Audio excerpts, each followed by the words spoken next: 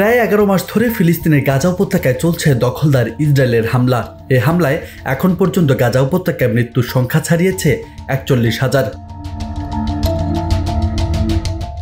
জাতিসংঘ সহ বিশ্ব নেতাদের করা হুঁশিয়ারি ও বক্তব্য থামানো যায়নি নেতানিয়াহুর মানবতা বিরোধী এমন নৃশংসতা। তবে এবার করা প্রতিবাদ জানালো বিশ্ব।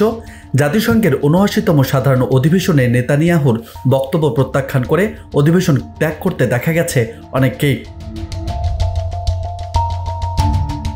ভারতীয় গণমাধ্যম টাইমস অব ইন্ডিয়া প্রকাশিত এক ভিডিওতে দেখা যায় জাতিসংঘের সাধারণ অধিবেশনে ইসরায়েলের প্রধানমন্ত্রী বেনিয়ামিন নেতানিয়াহু ভাষণ দিতে মঞ্চে উঠলে একযোগে চেয়ার থেকে উঠতে থাকে বিশ্ব নেতারা।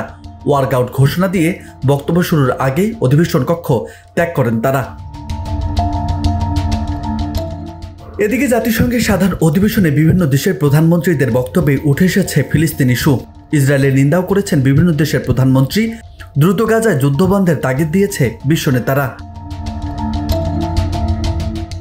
বাংলাদেশের অন্তর্বর্তী সরকার প্রধান উপদেষ্টাও ফিলিস্তিনে হামলা বন্ধের আহ্বান জানিয়েছে। এ সময় সংলাপের মাধ্যমে যুদ্ধবিরোধী তাগিদ দেন ডক্টর মোহাম্মদ ইউনুস। পাশাপাশি গাজায় নারী শিশুদের নির্বিচারে হত্যার নিন্দাও জানান তিনি। রাজু আহমেদ, বার্তা 24।